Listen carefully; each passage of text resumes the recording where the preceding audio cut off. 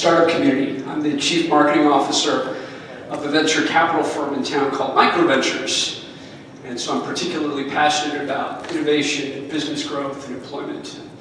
The opportunities that Austin has to create new markets and new opportunities for all of the folks that are moving here. I live in Steiner Ranch, as do many of the folks in the room tonight. Steiner Ranch is in a particularly unique set of circumstances because while we're in the middle of District 6, we actually don't vote in the next election. But as I'm sure you're all aware, we are particularly passionate about what happens, as in the next few years we're going to be considering annexation. I'm also one of the founders of the Steiner Ranch Neighborhood Association. Being a resident for about 4 years, my wife and my 3 kids and I, who are at Steiner Ranch Elementary, were immediately involved and passionate about the development and traffic and utility issues that we face in the 4 Points area. And I wanted to make a difference by getting involved a little bit more than an HOA could do. And so with the help of Brian Tomto and some other folks who helped organize this evening, we started the Neighborhood Association in Steiner Ranch. I'm also fairly opinionated. And so for those of you who know me, I'm the author of the Steiner Ranch Post. Being unopinionated tonight is going to be rather difficult for me. I've got an audience of about 14,000 people. And I like to throw grenades about everything related to Austin and Steiner Ranch and the 4 Points area as possible, trying to be a catalyst for change. And I hope that our candidates in this election will be just that, a catalyst for change and what we need to see happen in the 4 Points area in the future. The way tonight's going to work is that we have a couple of panelists up here that I will introduce shortly. The panelists have already combed through a series of questions for our candidates. The questions have been submitted over the past couple of weeks, and they've culled them down to a number of topics that we all know are of interest to us, things like traffic and development, utilities and water. We'll go through those questions back and forth with Mr. Zimmerman and Mr. Flannigan. We'll have an opportunity to introduce themselves shortly. Each candidate will have 2 minutes to respond to the question, and the candidate who answers the question first will have 30 seconds to reply to the second candidate. So 2 minutes, and then 30 seconds to reply. You all are encouraged and welcome to participate as well. I would love it if you could contribute additional questions, responses, reactions that you might have to the candidates that are up here. To do that, please use the note cards and the pen at your desk, at your table. Mr. Tomto up here, if you could just raise your hands when you've got a question, he'll come pick up that question from you. Get it in front of the panelists so that the panelists can organize the question and keep us in a pretty good, steady flow for the evening. We'll take about an hour to get through the questions. And to get started, after I introduce the panelists, we'll give each of the candidates about 5 minutes to introduce themselves and share with us a little bit about their background and their platform. Immediately to my left is Tiffany Speaks. Tiffany has been a resident of the 4 Points area for quite some time and has had a remarkable impact on the region. She really lives in District 6, which is Westminster Glen, but she's a business owner here in District 6. She's both an owner of Detail Custom Homes, and she's a partner in the Movie House and Eatery and the Trails at the Galleria. She's been active by way of the River Place Elementary School, involved in Vandegrift rather heavily. She's part of the 4 Points Traffic Committee, and is working, as many of us are, to figure out how to deal with traffic, not just around 620 and 2222, but in and out of Vandegrift, something I know we'll address tonight. To her left is Scott Crosby. Scott Crosby is the president of the River Place HOA. He and his family, his mom, his daughter, his son, his wife, and grandchildren all live in the area. So certainly a remarkable impact by being a resident rather extensively in District 6. He's in public accounting, finance, and education. He also works with startups. So as you might imagine, I think we have a little bit of an interest up here tonight on economic development and business growth and development and employment.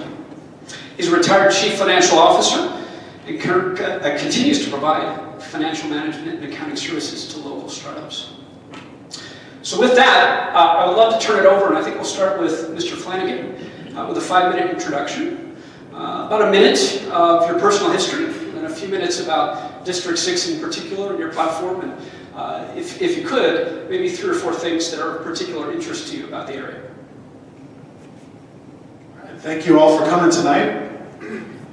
My name is Jimmy Flannigan, running for Austin City Council District 6. My background, I've been in Austin since I was a UT student. Came to Austin in '96, attended the University of Texas, moved out to what is now District 6 even before I had graduated. Been out here almost 15 years. I'm a small business owner. I started my business out of my dorm rooms building websites for student organizations and nonprofit organizations. I attended the Longhorn, I was in the Longhorn Band, even, marched tuba in the Longhorn Band for 5 years.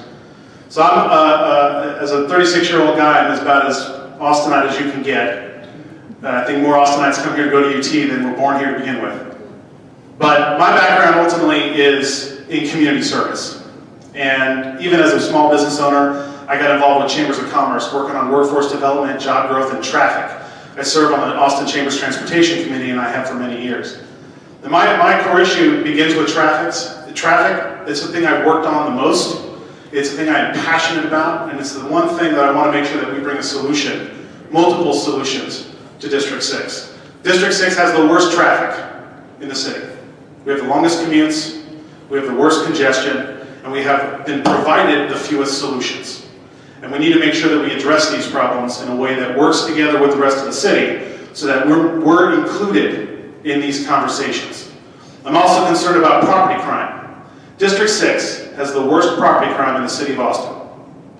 The worst property crime in the city of Austin. And 30 to 40% of that property crime is caused by crimes of opportunity. Leaving your garage doors open, your car door unlocked, valuables in plain sight.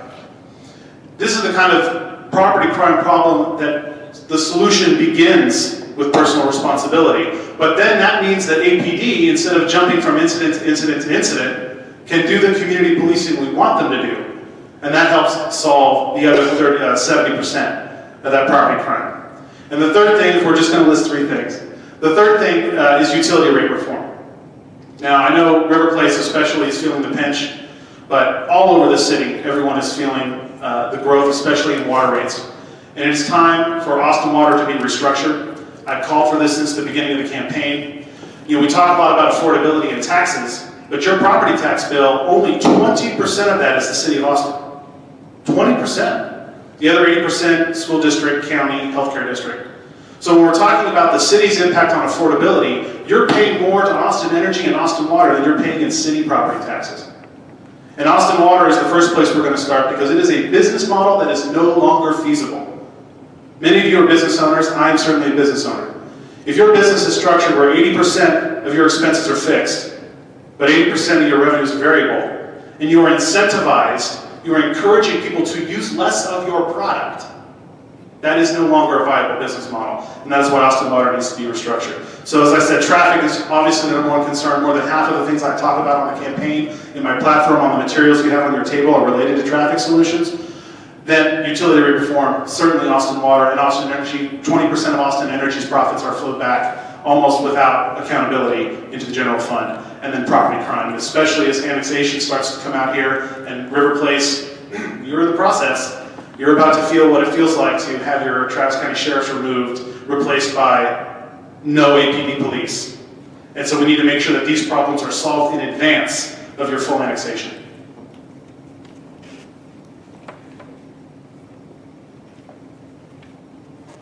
Well, I also want to say, along with Jimmy, thank you very much, everyone, for coming, and thank you for having us. My name is Don Zimmerman. I'm also a candidate for Austin City Council District 6. I've lived in the same home in Canyon Creek for 15 years now. I moved here in 2000 with Austin Ventures. It's one of the big startup venture capital companies here.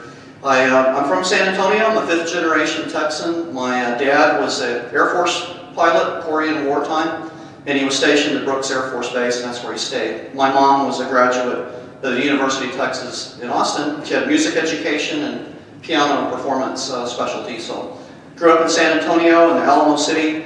I went to Texas A&M. I earned degrees in mechanical engineering, bachelor in '84 and a master's in '86, specialized in robotic controls. And my professional career has been all about very complex systems solution and problem solving. I'm a very, very hardcore engineer.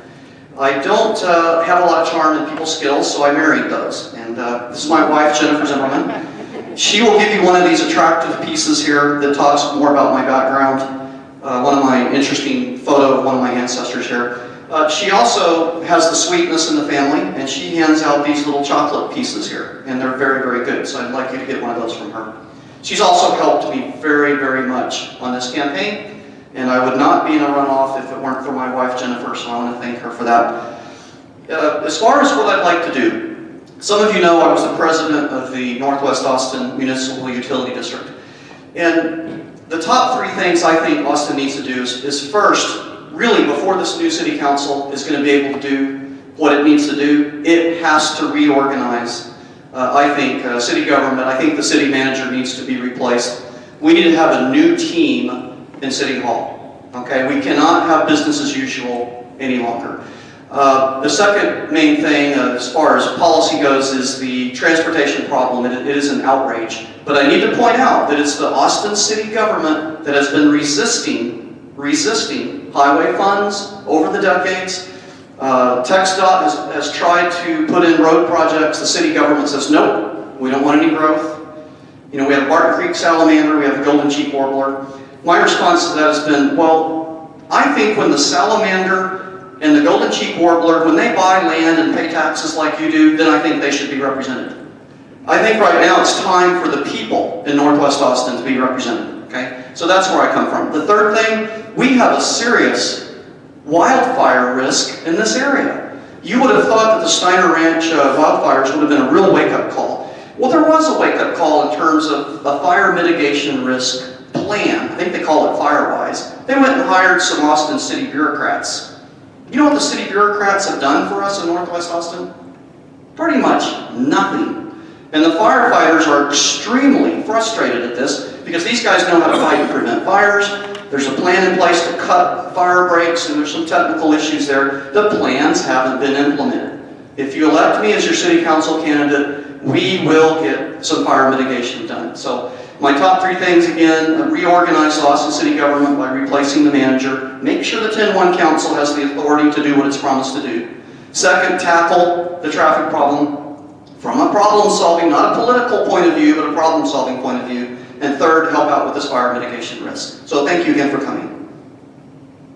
Thank you, Don. Don, you mentioned you live in Canyon Creek. Before we get started, I want to add just one thought. We were supposed to have 3 panelists tonight. There are only 2. Chuck Thomas from the Canyon Creek HOA couldn't make it tonight. There were 3 panelists, so there's pretty good representation of the questions that were submitted. Before I start the questions, I'd like to remind everybody to turn off your cell phones, please. Raise your hand if you've got a question. We'll come by and pick it up. And if not obvious, after our wonderful intros, let's hold applause till the end. When we wrap up the Q&A tonight, we'll end with about 3 minutes for both of our candidates to make some closing comments. And we can congratulate and thank them for even attempting to be on the city council for us at the end of the evening. All right, without further ado, we'll keep it casual, by the way. A couple of seats if you like them, yeah, and water, so enjoy it. The first question that we got, we'll start back with Mr. Flannigan. And since we've talked about traffic quite a bit, let's start there. The first question that we received is that certainly the most critical issue for most residents is traffic. There are 2 they pose. There are 2 because the third initiative is actually all the way up by Palmer. So there are really only 2 major short to mid-term projects to ease congestion in the 4 Points area. I want to make sure that you're familiar with these, first of all, and what role do you envision that the city plays in those projects? Mr. Flannigan first, and then Mr. Zimmerman. Well, I know there's the route around thing that's happening over there, and there's a lot of conversation about what's going to happen on 620. What's really frustrating is the lack of conversation about how the system's going to be connected. Now, you could do one intersection improvement, but if you don't fix what's happening at the school, if you don't fix what's happening at Anderson Mill Road, the thing just backs up anyway. So this is really about a holistic solution that we have to put together. Now, you'll notice on my push cards out there are short-term solutions that we need to be working on, signal timing. We have to be working with the business community to do flex time and telecommuting. I mean, you all know, if UT is in session or UT is not in session, you can feel the difference in the traffic. We can have an appreciable impact without spending a dime of taxpayer money if we can be better partners with the business community on flex time telecommuting. In other parts of the district, we have to worry about bus service. It's very challenging to do bus service on this end of District 6. There's this one bus, as you all know, the 4 Points bus that they run one single route at God o'clock in the morning, and then they use that as an excuse to say, oh yeah, there's plenty of bus service. District 6 is perfectly well served, and it's just a red herring. Then there is midterm stuff. We're going to have to do intersection improvements. We're going to have to do some road work out here. And then long term, we're going to need some alternatives to driving. You know, the traffic problem in the city is bigger than one intersection. And we have to fix those intersections, and we have to fix those problems. But it has to be a holistic solution. Otherwise, you end up spending $100 million on this and $100 million on that, and then at the end of the day, you get something that doesn't connect to the other thing, and now you've got gridlock. I mean, this is part of the challenge in having very little representation from Austin on CTRMA, very little representation from Austin on the Campo Board, which are doing the regional planning, and you end up having rural counties driving the conversation, which doesn't solve the problem in the traffic congestion in the urban county, which is Travis and Williamson.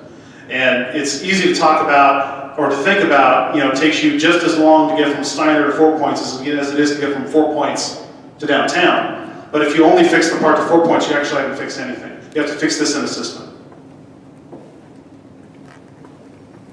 You know, one of the candidates that recently endorsed me, Pete Phillips, some of you may have met Pete Phillips, is a terrific guy. And we went to one of his house parties, kind of a post-election party, and he stood up in front of a room full of 40 very good people, and he says, you know, I'm going to endorse Don Zimmerman, provided that he never stands up and says again, we need an engineer on the city council to solve a technical problem. So I think I just blew it again. So Jimmy is right, a road system is just that, it is a system. And we have not had proper system planning in this city for decades. And I can assure you that, you know, as an engineer with decades of experience solving complex technical problems, I'm very, very eager to get started on that.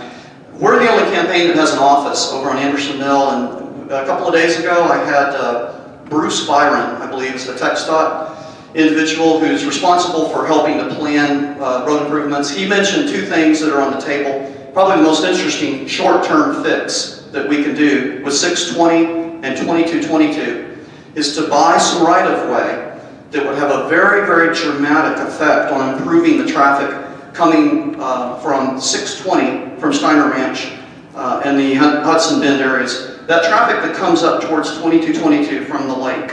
You know, there's a huge congestion area there. So what they're going to do is buy some right-of-way kind of behind that kolache factory and where the little bank is. And they're actually going to have a cut-through so that all that right-turning traffic is actually never going to get to the 2222 intersection. So when you look at this, you say, you know what? Looks like some engineers designed that. Great idea, but it's going to cost around $10 to $15 million. Here's what I do as a city council member for you. Because there's always more projects than there is money, a city council representative like myself can find funding that's already been approved, bond money, and we can leverage that to prioritize TxDOT money to pay for projects like that. Thoughts? Sure. 30 seconds.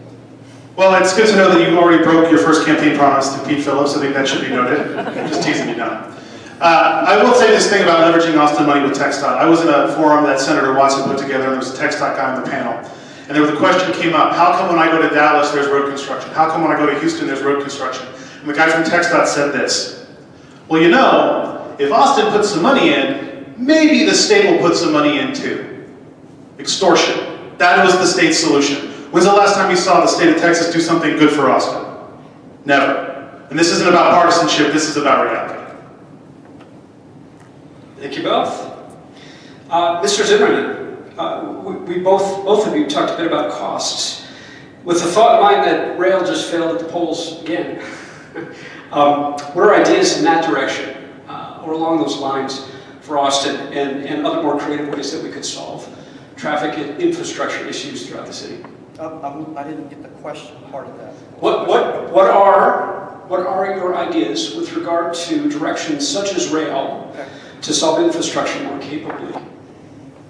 Okay, so if the question is, I think the question should be, should we have rail? Is urban rail an effective way to move people around the city of Austin? My answer is absolutely not. Okay, railroad is great for moving aggregates. You can move petroleum products, shipping containers. It works great for moving freight. It is terrible for moving people in a sparsely dense, low-density area like Austin is. You can make sense in Tokyo, maybe New York and Manhattan. There are some places where rail makes sense. It does not make sense. I want to point out that my yard signs, and by the way, I'd like you to pick up a yard sign, as many of you as can. It says roads, not rail, on that sign. You know, we've had several attempts now to have rail kind of crammed down our throat, for lack of a better word. It is a terrible solution. It's too expensive. It moves too few people. And for decades, the city has been pushing off-road development in favor of rail boondoggles. And I say it's time to drive a stake in the heart of these crazy rail ideas and turn our attention to the roads. So that's what I'd like to see happen. Well, rail only works when you have sufficient density.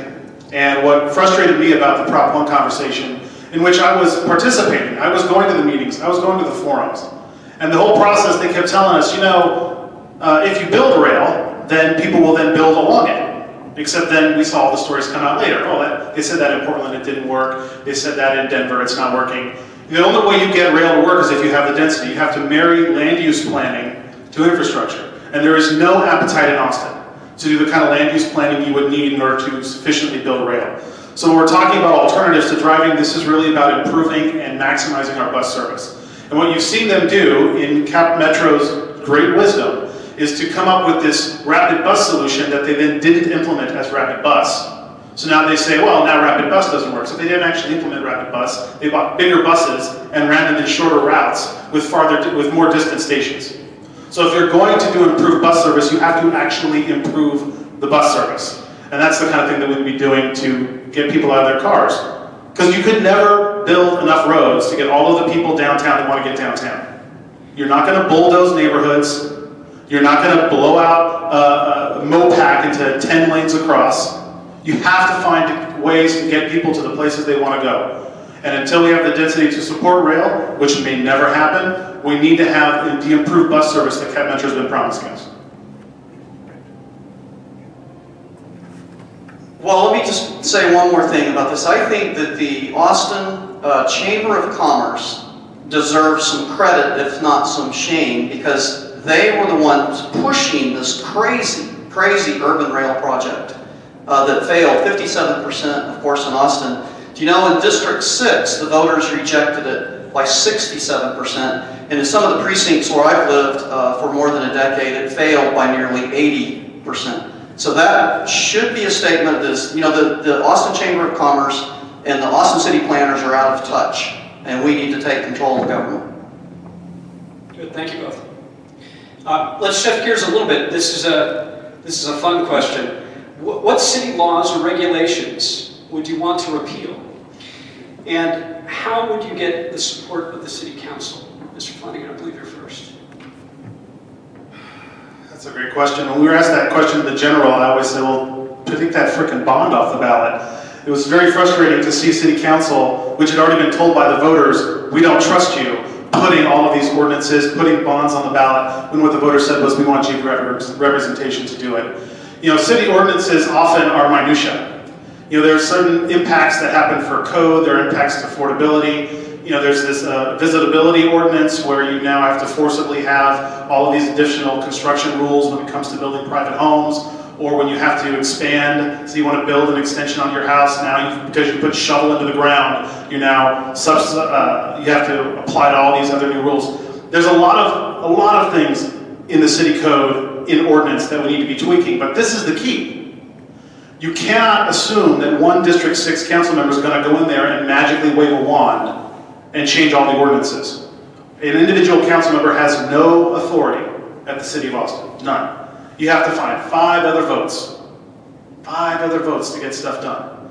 And if you go into City Hall with your fists clenched, trying to punch out the ordinance you like the least, you'll get nothing, because no one else is going to join along with you. You have to be clever, you have to be compatible, you have to work with folks across the city. I've spent my life building relationships across Austin, so that when it comes time to solve these problems that we have in District 6, I've got the relationships to get the 5 votes to make sure that when they're solving problems in City Hall, we're part of that conversation. You know, I think we should have a forum, a citywide forum, and invite the people all over the city to say, which Austin ordinances do you hate the most? And then we should list them. Now, I think the list would probably start with the legal power to hand out corporate subsidies. How many people in here were in favor of the Apple computer corporate subsidies? I mean, does Apple computer really need our money, to come here? Do we have a growth problem that we don't have enough people? We don't have enough traffic? We have too much water? So we need to pay Apple computer to come to Austin. It's crazy. I think it's crazy. Second crazy thing on my list was the ordinance that forced the home builders to put in wheelchair access to all the new homes that are going in. I have a word for that, and it's crazy. I'm sorry, it's crazy. What that's done is put a big burden on your first-time homeowners and added many thousands of dollars. That one ordinance priced out countless families that otherwise might have been able to afford a home. And I just go back to the fact that I think really the Austin city government has completely lost touch with the people of this city. Who was it? How many people in this room said, I got a big problem, I need wheelchair access. I need to force everybody to have wheelchair access. Where did that come from? I don't think it came from the people. I think it came from special interests. And I think it underscores how out of touch this Austin city government is. Now, I've heard a lot of criticism about my leadership style, that I go and sue people when they don't follow the rule of law. And I've gotten a lot of criticism on that. My question for you is, do you want the Austin city government to keep doing what it's been doing? And if you don't, I ask for your vote. I can be a very effective leader there for changing the culture in the Austin government. Well, I'm glad that you acknowledge that lawsuit by governance is going to be your default style. As I've said many times, you cannot sue LCRA to fill the lakes. You cannot sue APD to police for your property crime. And you cannot sue TxDOT to build a road. You will get nothing in District 6 if that is your approach. Nothing. And this is not something that I'm inventing. Folks at City Hall are already petrified of us out here. I've lived out here 15 years myself. And if we go in there and start lawsuit and rule of law and all of this other rhetoric, all the solutions are going to go on without us. Thank you both. Mr. Zimmerman, we'll start with you. Do you think District 6 voters get what they pay for their tax dollars from the city of Austin in terms of infrastructure and services? Are we getting what we pay for up here? Well, the answer to that is simple. I've knocked on thousands of doors, as I believe my competitor has. What I hear from voters is they're overall very angry that they were annexed against their will and brought into the Austin city limits and charged these high water rates and charged these taxes. But I think something I'd like to point out, the city, even though it claims that it can annex you against your will, does everybody know that the city is bound by law? They have to comply with the annexation code if they're going to annex you. And they're basically not doing it. And here's quickly how this works. If you look at the Local Government Code, Chapter 43, you can read it. It's not that hard to go through. And there's a section in there in 56, Part G, that says that if the city's going to annex you, they have to provide the same or better services as you had before. Say if you're the River Place Mud. If you're the River Place Mud, you have certain mud tax, you have certain water and wastewater rates. Now here's the rub. If the city of Austin came in and gave you the same water rates and the same or better tax rate, no one would complain about that. You wouldn't need to have an election if the law were followed, and no one would be screaming mad. But that's not what the city does. What the city does is it assumes the right to annex you against your will, jack up your taxes, jack up your water rates, and then say, well, we came and had a meeting and talked to you, therefore it's okay and we're going to do it to you. They can't do that. And when they abuse you like that as taxpayers, you have a remedy, and it's called a disannexation election, and it's in the law. That law is there to protect you. Now I'm going to go back, I've got 20 seconds. Well, I'm going to have to be done. But I want to talk to you more about this. I'm the only candidate in this city who has eliminated the property tax. And if we hadn't sued the city of government, they would still be paying it. You get 30 seconds more. You know what this sounds like to me? de-annexation now, de-annexation tomorrow, de-annexation forever. This is not a solution. And if it were possible, Canyon Creek would have already done it. But they didn't, because it is not a realistic option. And again, if we go into City Hall talking about de-annexation, do you think we're going to get any solutions? No, we're going to get nothing. I've lived out here 15 years. I want to see these problems solved more than anybody else. That's why I have sacrificed to run for this office. Because I know that if we go in there talking about taking our toys and going home, you better believe we're going to be on the back end of any conversation at City Hall. And de-annexation, even if it worked, is not going to build a road. It's not going to solve property crime. It's not going to do any of the things that you think it's going to do. It is not a realistic option. Did I get 30 seconds? 30 more. Okay. 30 more seconds. This is fantastic.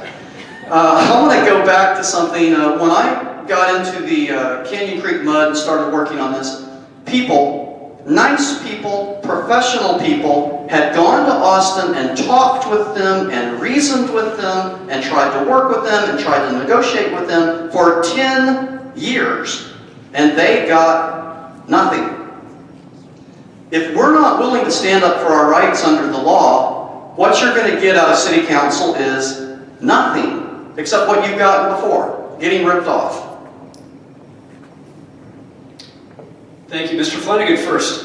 We'll stick with this for a second, and I would love to throw at you this question about how we might ideally handle the proportion of taxes that are paid by District 6 and how we might appropriately ensure that this district gets to use those funds as is best suited by population or by some other formula, some other idea that you might have to make sure that District 6 is taken care of for the amount of spending that is attributed to us based on the taxes that come from this district. How would you like to see that spending come back to the district?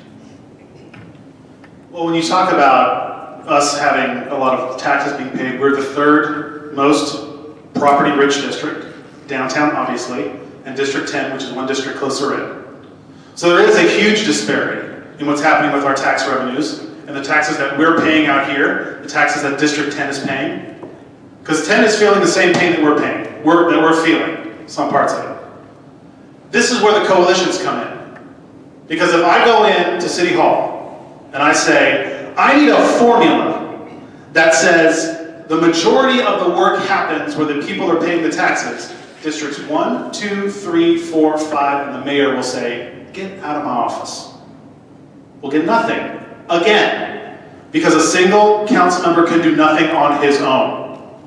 But, if I go into City Hall and I say this, you know what I really need in District 6? I need some traffic solutions.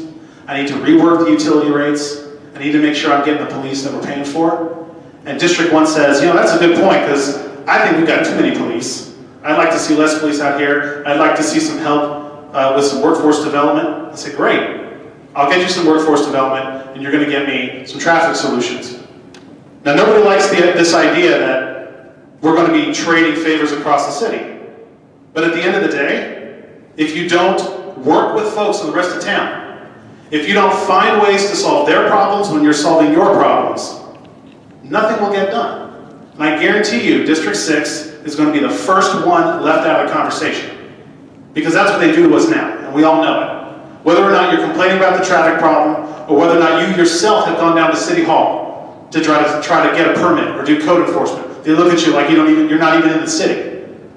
We have to make sure that when we're solving our problems, we're doing it as a team across the city, and not trying to jump the line, because then we'll be put in the back of the line. I have a different view of what could be happening with this new 10-1. What I think is going to happen based on my experience of trying to work with the City Council to get them to follow the law. That will be the law that protects you as taxpayers, so that they don't get to impose their arbitrary will on you. What I discovered is there is a political effort, and I think you're going to see this when the City Council first gets formed. There will be an effort for this Austin Legal Department to try to squash to squash your new 10-1. And the way they're going to do it is they're going to get the Austin Legal Department to write up a bunch of rules for you, and they're going to tell all of your new city council candidates, they're going to start telling them what they can't do. Well, you can't do this, you can't do this, you can't do this. And so if we're not careful in this city, never mind District 6, Districts 1, 2, 3, 4, none of them are going to have the authority to do what they promised the voters. So my plan for solving this problem is to go into talk to all the people one at a time and say, look, we have to reorganize the downtown city government, and we, as council members, if we're going to do anything that we promised our voters in the different areas of the city, we have to get new city management that will respect the will of the new city council. Okay, I'm going to make a prophetic claim here. If we are not successful in replacing the Austin city manager, your new 10-1 is going to do even less for you than the old council did, which was nothing. Well, I'm not sure where my opponent has been. Those conversations are already being had. There's no mystery that city staff is causing a lot of the problems, and that starts at the top. Those questions are being asked all the time. Those conversations are already being had. But more importantly, we are not going into 10-1 fighting the current council. The issues you've had with the current council would be like 7 people from District 9. Of course they're going to ignore you. Of course they're only going to work on District 9. They had all the votes already. What we're going in with 10-1 are folks from all parts of town, and that's an entirely different thing. Let's shift gears to development. Mr. Zimmerman, we'll start with you. Do you support the idea that you, as District 6 representative, plays the role of traffic cop, if you will, for all major city development decisions in this district? In other words, ensure that city staff work with you to ensure a holistic approach is taken to addressing traffic and emergency services and schools and other considerations before simply improving development along areas like 620 and 2222. Well, I think it's too early to know. My opponent claims that he's going to be able to do all this and go down and sing Kumbaya and everything's going to be great. Bottom line is we don't know what's going to happen with this new 10-1. Now let me say something about the traffic problem. It is a complex system problem, but there are a few things. We mentioned 2 of them. Well, I mentioned one of them. The other one is the McNeil Road that needs to be built. I'm not that optimistic that the Austin city government is going to cooperate with the new 10-1, but I know who will cooperate with me and with Western Travis County. I've been endorsed by your county commissioner, Gerald Doherty, here in Western Travis. I've also been endorsed by your state rep, Paul Workman. We also have a number of Republican congressmen who have an influence over the highway funds that we can work with. So I think it's conceivable that the Austin city government will solidify its fanatical position to try to fight us on getting the roads that we need in Western Travis County. That is possible. And if that happens, my question is for our District 6, if the majority of the Austin City Council, which will still be Democrat and it'll still look like the old system, if the majority refuses to cooperate with a traffic plan to get traffic congestion here in Western Travis, what will we do? Will we sing Kumbaya in a different pitch? Will we go in on our knees begging them to help? My argument is there is always something that can be done. Even when the city council and the city government doesn't cooperate, we still have solutions. I was told that as president of my MUD, you've got a tax and there's nothing you can do about it. As one person, go away. But we fought and we got what we wanted. Like I said, you can't sue TxDOT to build a road. Don't believe that that's a thing. It's not. And I know that a lot of people want to make this about being a partisan election, and I've been endorsed by the incoming Travis County Judge Sarah Eckhart, and I've been endorsed by U.S. Congressman Lloyd Taga, and everybody's got friends that aren't at City Hall. But the real question is, when those decisions are made at City Hall, do you have those relationships? Because if you're the one guy, if you're the Ron Paul, and you're the one no vote, and everyone else is trying to solve a problem, you're going to get left out. District 6 will be left out. And I already know that the writing is on the wall at city staff. They know that there's a new way coming. There will be a lot of turnover on staff, and I fully expect to be involved in decisions that are happening out in District 6, but not just that, making sure that we have a plan, that we're doing better land use planning. That's what development is driven by. You know, a system that I call connected corridors, I've been talking about this since the beginning of my campaign, is that you do land use planning where you have compatible infrastructure, where you know you're going to build infrastructure, not some mythical promise in the future, but actually planned, put on the map, and then that's where you drive your development. That is how you manage growth in a city. Now, Austin has gone down this road of, well, if we don't build it, they won't come. That hasn't worked. If we manage the growth with corridors, where we know we're going to have the infrastructure to support it, that is how we're going to get it done. It's not just about District 6 saying, no, I don't want it. It has to be about the conversation of, the conversation has to then be, well, then where will it go? Because pretending that there won't be growth is how we got here in the first place. Well, we have a follow-up then. Curious how you think this is affiliated with driving coordination with not just the city and other state governments, but the Leander School District, and dealing with traffic considerations that the school district is trying to weigh, as well as they have to address development issues and population growth up here. And I think we're starting with Mr. Flannigan first. Well, this is another one of those unique roles for District 6 because even though we've got a lot of Leander, we are primarily Round Rock School District, but we're the only district in the city that isn't primarily AISD. We've got a little AISD, we've got some significant Leander, but it's mostly Round Rock ISD. So when we're talking about planning, which is primarily what cities do, it has to be done in conjunction.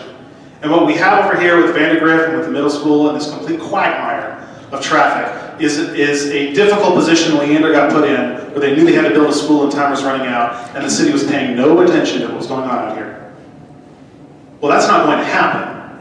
You're going to have a city council member who will be working with the school districts, who will be working with the business committee, who will be working with the neighborhoods to make sure that when development happens, when building happens, when schools happen, that it's done in conjunction with the overall plan. But will that District 6 representative then have a voice at City Hall?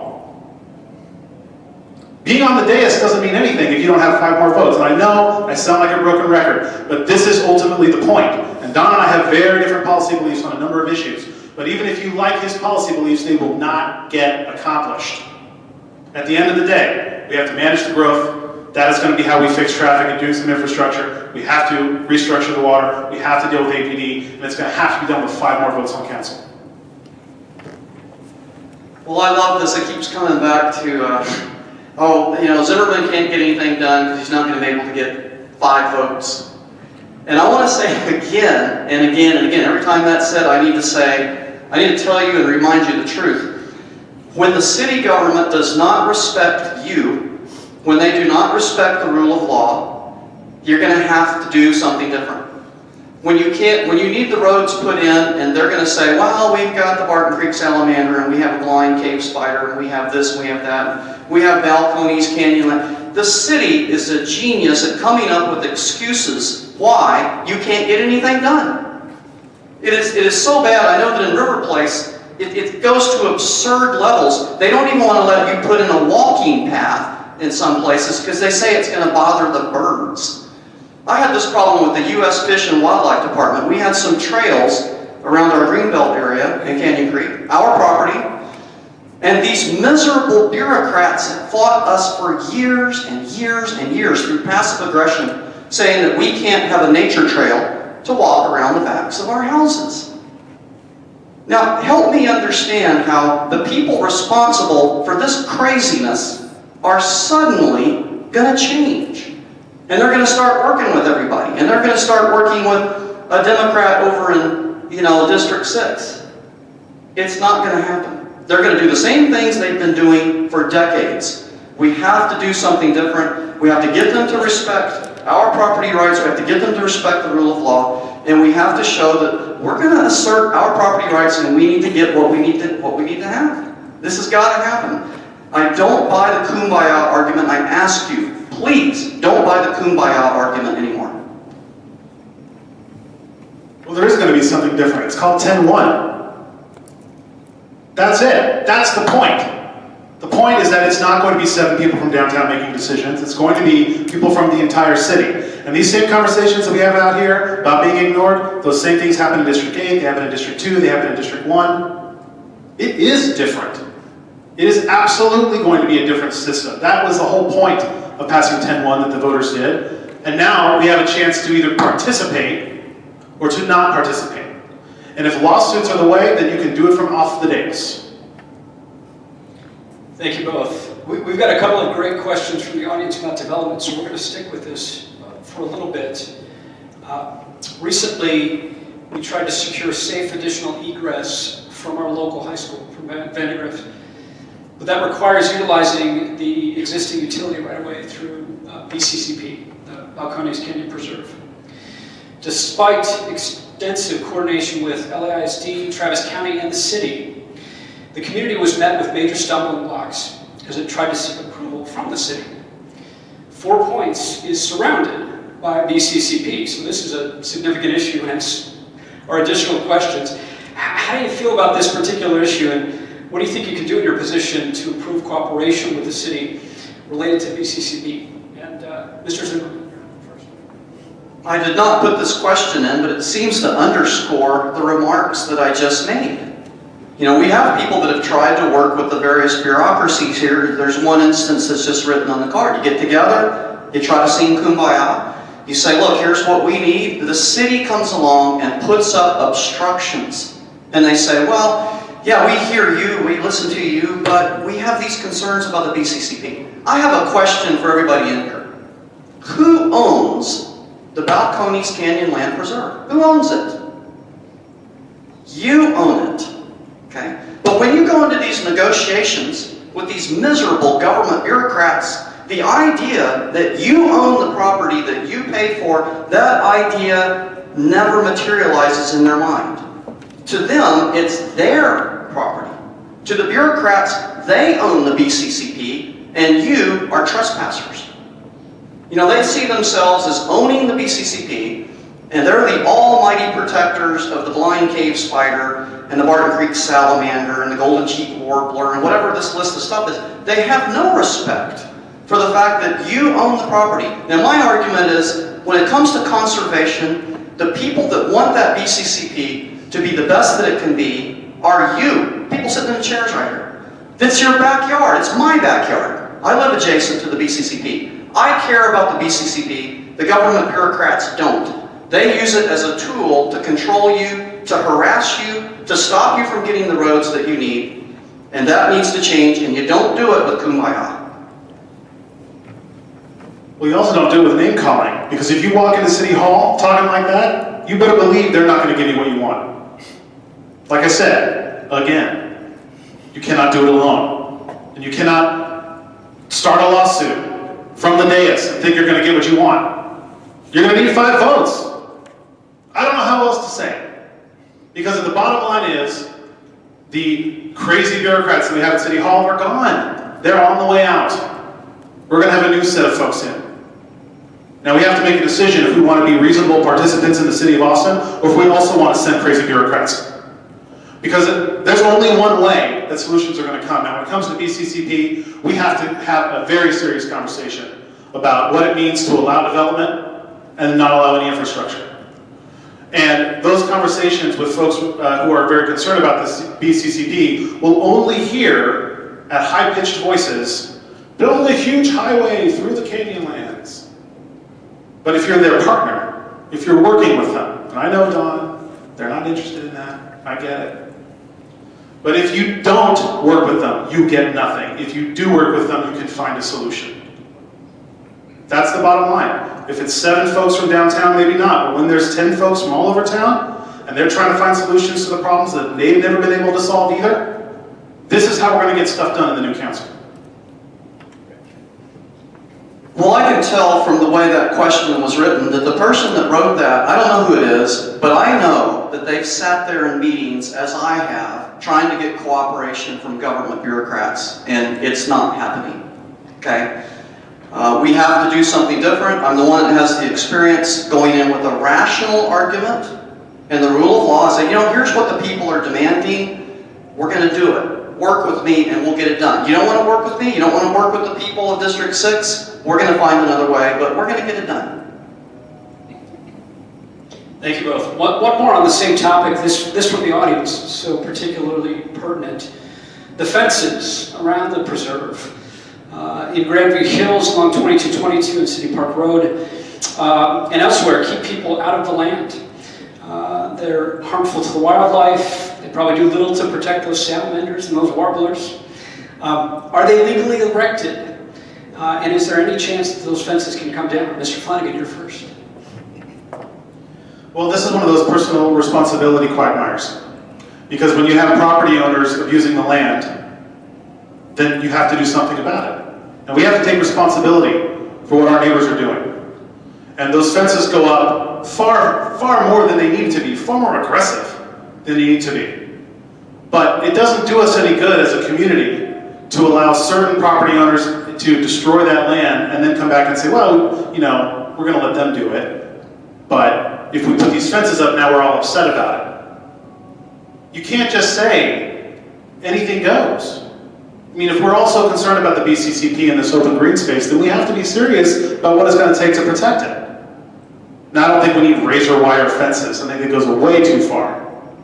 But we also have to be serious about taking responsibility for our neighborhoods and taking responsibility for our neighbors. Okay, it sounds like we've beaten this thing to death. I'm outraged at the fences. I don't think they've been put up illegally. I'd like to see them come down. And I think they need some of those fences on the southern border with Mexico. Maybe we can move them there. Reaction? No, I'll let that one sit. We're done. All right, and we are shifting gears. Excuse me. What ideas do you have, Mr. Zimmerman first, what ideas do you have for streamlining and improving the response time from the building inspection departments? One of the problems with the building inspections and permitting goes back to the fact that Austin, for being a technology center, is one of the few places in Texas that doesn't have a decent, well-designed online system for doing permitting. You know, I've talked to a number of builders that have worked around the state of Texas, and they're shocked when they come to Austin, this high-tech mecca that it's supposed to be. And these guys are in the Stone Age when it comes to their permitting and their inspections. The delays are ridiculous. The bureaucratic hassles are simply unbelievable. These things add thousands of dollars to the cost of homes and developments. I think this is one area where Jimmy and I would actually agree that there needs to be some really serious reforms. And I think those reforms are more technical, to get in a decent online system to make things faster and streamline the process. So I'm happy that I get a question where I think we're finally going to be in agreement. That's okay. Well, the technology solution is certainly a part of it, and I'm a web developer. I mean, I get that technology can help, but what happens at the city's permitting process right now is a system designed to fail. When you submit your project to the city, it goes through in linear fashion. It says, we'll go to this department first, this department first. Oh, this department says no. It kicks it way back to the top. Doesn't matter how small or big the problem is. And you end up in this vicious, unending cycle of review and approval and review and rejection and review. There's no sense of severity, there's no sense of reasonableness, and the city staff goes into those conversations as adversaries instead of partners. So we're doing code next, and the land use code is going to be rewritten, and that will help a little, and you can have technology solutions, and that will help a little too. But at the end of the day, the process that we have right now is designed to fail, because it is designed to give city staff so much power over what you are doing with your personal property that was never designed to be held in the hands of city staffers. And we need to break up how that process works, have different types of violations of the code, and if it's a little one, you know what, get all the way through the permit, we'll make sure it's fixed on site. If you've got a big issue, if it's a public safety issue, public health issue, you know, start over, you clearly need to read the code the first time. But these are systems designed to fail by city staff, because there is a culture at City Hall right now that city staff is going to have all the power, citizens have none of the power. Now we get into 10.1, we're going to be able to fix that problem.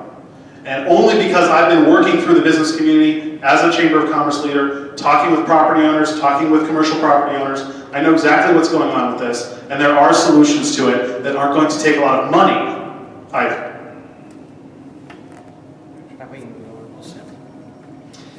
Mr. Flannigan, areas which have been annexed by the city of Austin typically see their water and electricity bills go up significantly. Do you think there's a legitimate reason for these essential services to cost so much more when delivered by a major municipal utility, which you would think enjoys economies of scale, versus a local MUD? What are District 6 residents getting for all of the additional cost? Well, reasonable is a matter of opinion. There are reasons why Austin Water costs what it costs. Now, whether or not they are reasonable is a different issue. This is why I keep talking about we need to restructure Austin Water. Now, whether or not it's doing a better job than the MUDs are doing is really not the point. There are almost every neighborhood in District 6 was annexed in the last 20 years. There's nobody in District 6 that's happy with the situation at Austin Water, nor the situation with Austin Energy. But the question is, how do we move forward? You can't undo Water Treatment Plant 4. You can't undo the debt that is on the books. You're not going to send the city into default. So the question now is, given what we've got, how do we move forward? And that's why I keep calling for a restructuring of Austin Water, so we disconnect the fact that you have to pay only through water rates to deal with the issues that Austin Water has caused. And there's a much better way to handle that by spreading those costs out over the longer term, spreading it out over wider areas of the city, so you're not just punishing utility users for those decisions. But you can't undo the past. This is how we're going to move forward. This is how we're going to solve the problem with Austin Water. That's how we're going to solve some of the problems with Austin Energy. Though Austin Energy runs a very significant profit. There's a lot more flexibility on the utility rates on that side of the equation. With Austin Water, it has to be completely restructured. So let's go back to the question of annexation and back to that wonderful thing that's designed to protect you, and that would be the rule of law. You know, the issue about these ridiculous fees you're being charged and these sky-high water bills, not only is it a rotten deal for you, you're not getting your money's worth, it actually has violated the law. The reason I think this is so important is because when there's no respect for these communities like the MUDs that have been annexed by Austin, when there's no respect for the rule of law, you are reduced to going to an all-powerful bureaucrat, basically on your hands and knees. Oh, please, Mr. Bureaucrat, won't you please give me something? This is not what Texas was about. If you remember, we had a constitution in 1824 that guaranteed rights to the people. When the Mexican government violated it, we didn't just shake our fist at them, we aimed a cannon at them. We fought a revolutionary war in Texas to stop this kind of arbitrary government tyranny that says, I'm the government, I can do whatever I want.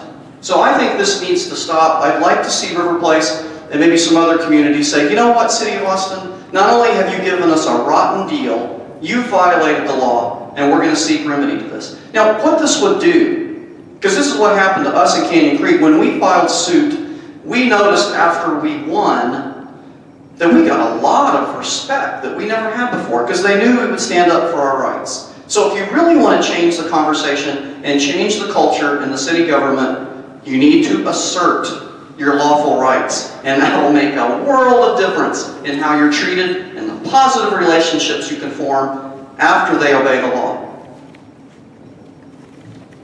I don't think rolling cannons down to City Hall is going to solve a problem.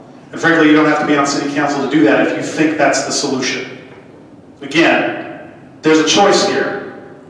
What kind of leadership are you going to have representing District 6 on the dais versus what type of bomb throwing do you want to have to try to pretend to solve these problems? You have to elect leadership on City Hall. Leadership to solve issues in a way that you find those votes and you find a way to build coalitions across the city. Because rolling cannons down Congress Avenue is not a solution.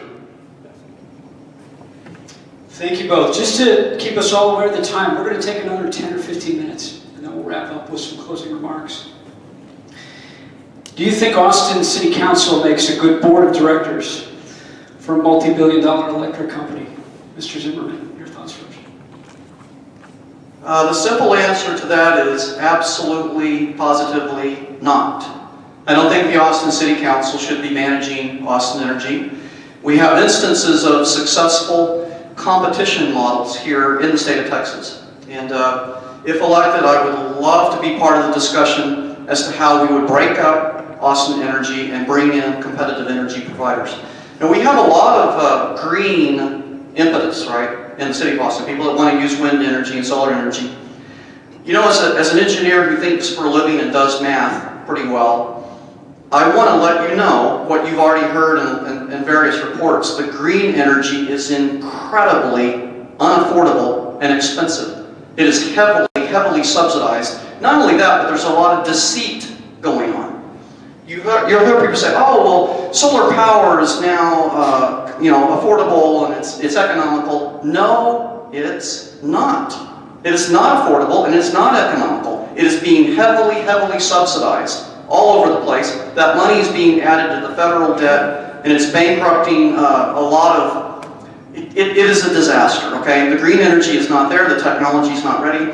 I've studied solar, not just from a large viewpoint, but I've actually built little small solar cells. I'm probably the only candidate who passed the national board, North American Board of Certified Electrical Providers. It's NAPCET. That's the first step you do to get qualified to install solar energy. I looked at it carefully as a business model that I might get into. And when I looked more and more at the numbers, it looked worse and worse. So, but then again, if somebody really wants to have green energy, let them buy it on the open market. Let's have competitive choices. If you want to buy wind energy, pay more and buy it. But it shouldn't be imposed on everyone. I think we need to break up Austin Energy. Austin Energy is the largest asset owned by the taxpayers. You do not just give that away. And there's a lot of falsehoods out here. The most recent solar contracts from Austin Energy are on par with the cost of fossil fuels. Set national records.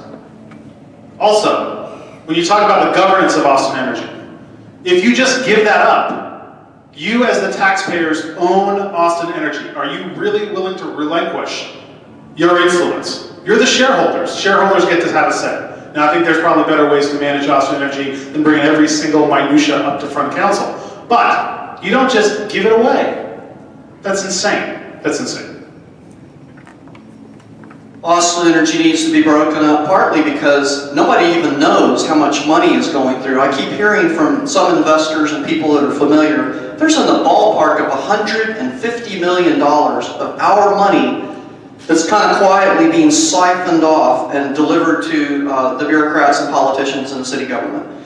And now if you could have an audit of Austin Energy, but still, I say a better way to stop this siphoning off and you being ripped off in your energy bills, it's better just to get rid of Austin Energy. I don't think you'll ever get to the bottom of where all the money is disappearing. Let's just clean it out and start with competitive choice. Thank you both. Mr. Flannigan, starting with you, the City of Austin Code currently allows short-term rentals of homes. This policy is of concern due to environmental issues, code enforcement, and city enforcement. What's your opinion of short-term rentals? I generally tend to fall on the side of property owner rights, but the challenge here is that not every location for short-term rentals is the same as every other location for short-term rentals. If you're in the downtown neighborhood and there's no more space on the street left for parking and there's all your impervious cover is locked up, then yes, there's different challenges there than let's say having a home on the lake where you've got a septic tank that's going to be leaking into the lake.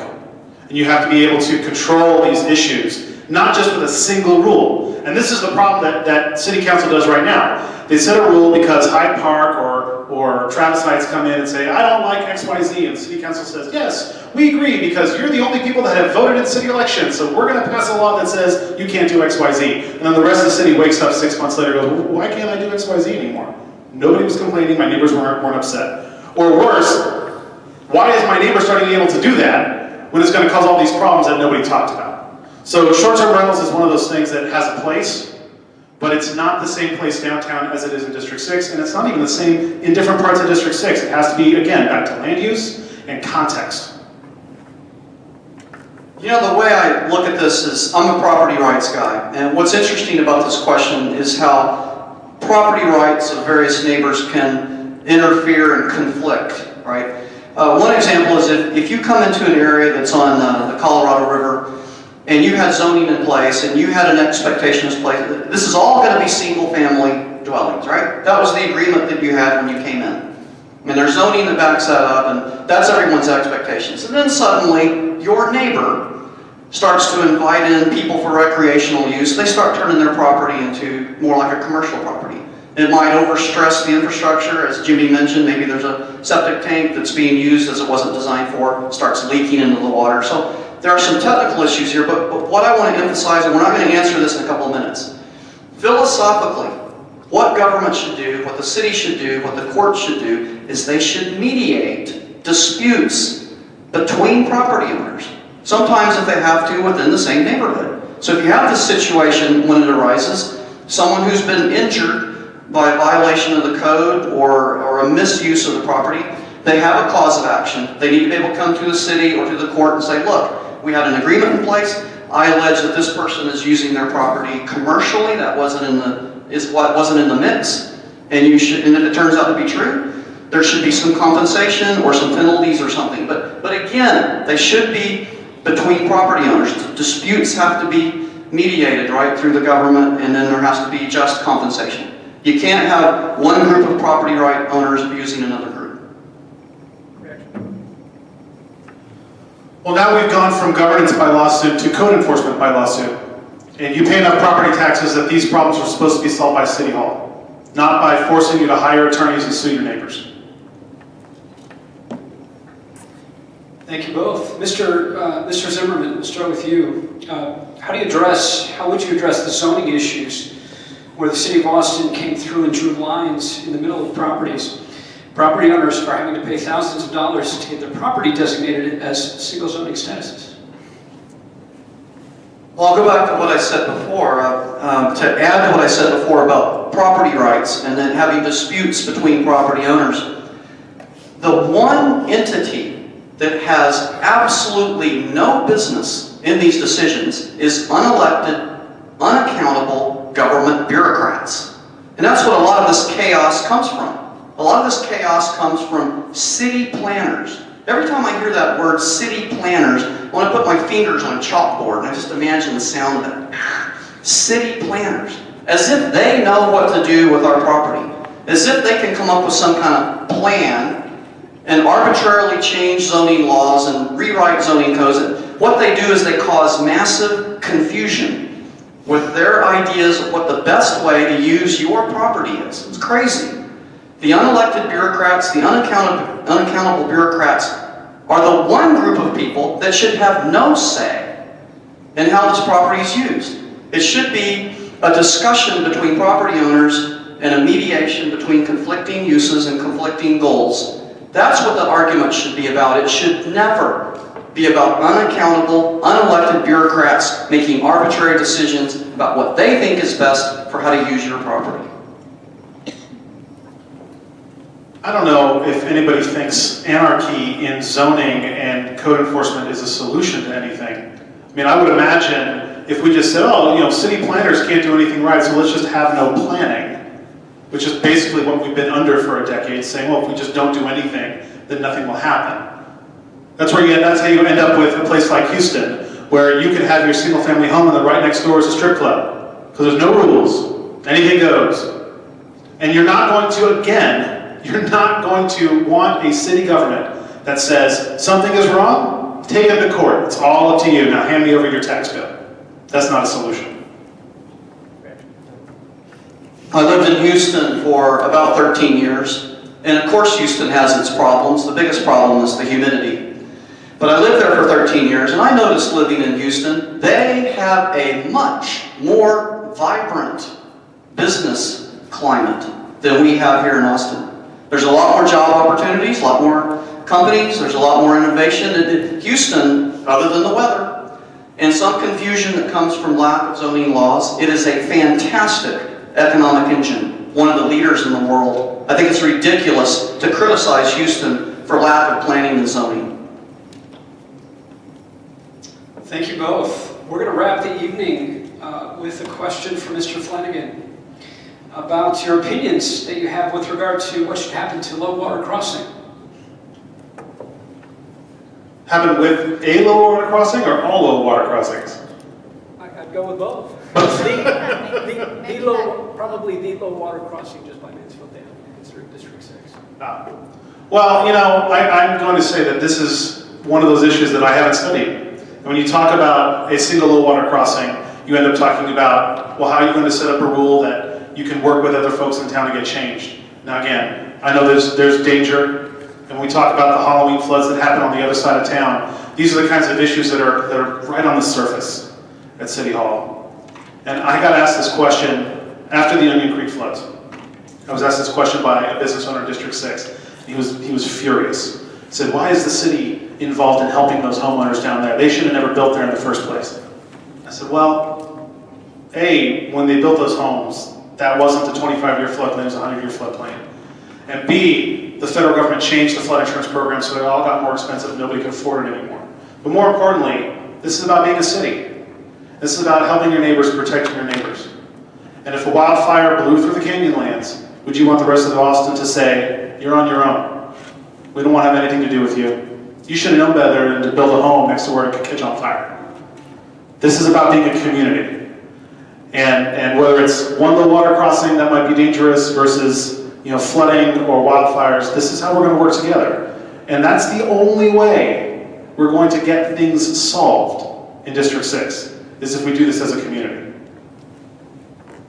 I think the question was about low water crossings, and we have a core of engineers that periodically does surveying, and they do studies, and they come up with flood maps, and the flood maps, of course, do change.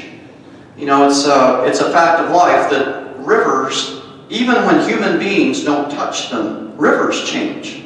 Low water areas change. If you forget about the improvements that we make as a city or as a state, your geography is always gradually changing. So the short answer to that is there's a technical problem, and it typically has to be handled on a case-by-case basis, right? Each one of your rivers and streams and low water areas needs to be studied and fixed and solved. These are part of the ongoing problems that you expect public services to take care of. And I love this kind of stuff because this is where my engineering background and problem solving really comes in the best. So I love those kind of problems because they have technical solutions. I want to say something though about the fire since this came up. It's an interesting point that Jimmy raised. I've heard this as well. A lot of anger with the people is, why should we be on the hook to pay for the flood victims' damage? We happen to be in a place of worship right here, and I want to say something about charity, okay? Charity is when we give our money voluntarily to the Red Cross, or to this church, or to our neighbor, or some disaster relief effort. I would like to see victims compensated through private charity because there's no such thing as government charity. Thank you both. I'm going to thank a few folks tonight, so thank you all for coming first. And in particular, before we have some closing remarks from the two of you, I do want to thank 4 Points Chamber of Commerce and the Austin Baptist Church for sponsoring the evening. I'm going to thank the sponsors, the panelists shortly, and a few other folks. But we ended on a perfect handoff. Mr. Zimmerman, if you'd like to wrap up with a few minutes first, take about 3 minutes for closing remarks, and then Mr. Flannigan, thank you, and we'll finish up from there. Well, once again, thank you all for coming. There are a lot of people out there that would rather have a root canal than come listen to politicians. So thank you for coming and having the patience to pay attention. I've really enjoyed this race, and I have a lot of respect for my opponent. He's very, very articulate, well-spoken. He has shown up to meetings. I can tell you this for sure. I would love to have Jimmy Flannigan compared to the people that are downtown right now. Come on, he's much better. The issue we have here in District 6, this is the only district that was drawn up with the most fiscally conservative voting population in the city. This is the only district out of 10 that did not vote for Barack Obama in 2012. Now, this is going to be a Democrat city. I agree with my opponent, absolutely. It is a Democrat city. And the tendency is going to be to keep doing things the way they've always been done. So I think you have a very, very clear choice here. There's one candidate in this city that kept a promise to lower property taxes. Okay, now what does it take to lower property taxes? We haven't talked about it much, but everybody's complaining about the high cost of utilities, the high cost of property taxes. Everybody's talking about it. What are we going to do? And I want to make a pitch to you. I want to ask for your vote because I am the only candidate that kept a campaign promise to reduce taxes. And as the only person that's ever done it, I can assure you, it's incredibly difficult. If you actually want to lower taxes and get government under control, you start with an adversarial relationship. Because the city government, do you know the city government has plans to increase your taxes? 3%, 5% over the next few years. They've put it in writing. Their plan is to keep going up and up and up and drive us out of the city. Now my argument for you is, I'm asking for your vote because I'm the one person that's kept that promise to do something to lower our taxes, to follow through with the commitment. So I want to ask for your vote. I want to answer these charges finally about Zimmerman's leadership style won't work. He's going to come in with a clenched fist and blah, blah, blah. Look, I'm the only person that has results. I do have the leadership skills to help you more than anybody else in the city, and that's why I ask for your vote. And thank you very much for coming. Well, thank you all. This has been really fun. I've enjoyed going head to head with Don. In the general, there were 6 of us, and we only would get 1 minute to answer each question. Traffic's a problem. You have 1 minute to solve it. Not an easy conversation, but now we really get to flesh things out, and I think that's wonderful. But it took, like Don said, it took 10 years to solve a problem in Canyon Creek. I don't want to wait 10 years to solve any problems. I'm not interested in making Austin a Democrat city or having Austin be anything about partisanship. There's not Republican traffic or Democratic traffic. There's not Republican lakes or Democratic lakes. Austin politics are intended to be nonpartisan, and I know people run as a Democrat in the rest of town, but I am not running to be a partisan person. I'm a small business owner. I've been working through Chambers of Commerce. My core is about solving these problems, about working with my friends across the city, working with my relationships that I've spent a lifetime building, to make sure that when these problems are getting solved at City Hall, that District 6 is in the conversation, and that District 6 gets results. Not 10 years from now, not through the courts, but through the government that we've elected. This is the point of 10-1. We're going to have representation at City Hall in a way we've never had before. And we're going to get one shot to get it right. The decisions that we make as a city council in the next 6 to 12 months are going to set the tone forever. And we have an opportunity to say, this is a town that you've ignored since it was ever part of the city. We are Austinites. And we're not afraid of being Austinites. And we're going to work with our neighbors across the city to solve these problems. Because if we walk in there and say that we're different, and we don't believe the same things the rest of you believe, and we think we should just de-annex ourselves, then you can believe that not a single penny of your taxpayer dollars is going to get spent back in District 6. And I certainly am not willing to wait 10 years for a lawsuit to have that problem solved, when it won't actually solve it. This is why I'm here, this is why I'm asking for your vote. I've been working on issues at City Hall nearly my entire life. This is where my passion is.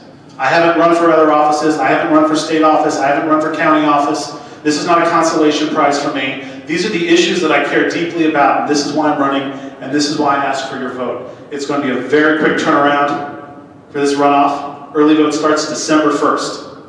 And I hope that when you go into that ballot box and you're trying to decide how are we going to shape the future, how will District 6 play a role in shaping that future, that you will choose leadership and solutions over clenched fists. Thank you. Don Zimmerman, Jimmy Flannigan, thank you so much. I've only been in Austin for 4 years, but as a father with 3 kids, having seen the growth in this part of the world in just that period of time, it's clear that this is an important election, an important runoff for this part of the world. And I'm excited, I'm enthusiastic that regardless of how this election goes, we know that we have both of you in this part of Austin, passionate about what we're doing here, so thank you. I also want to thank Scott Crosby from the River Place HOA and Tiffany Speaks from District 10, but also the Trails at 620. I want to thank Chuck Thomas, who was not on the panel this evening, but helped organize the questions with us from the Canyon Creek neighborhood. And I especially want to thank Brian Tomto, even though he didn't put his name on the list, because he helped organize so much of this evening. Again, thanks to the Fort Collins Chamber of Commerce. Thank you to the Austin Baptist Church. You may have noticed that tonight was videoed. We'll get that video up as quickly as possible. And of course, Lynette is here from the 4 Points News, so I'm sure it will be covered as quickly as possible, too. So thanks again, gentlemen. How about a round of applause?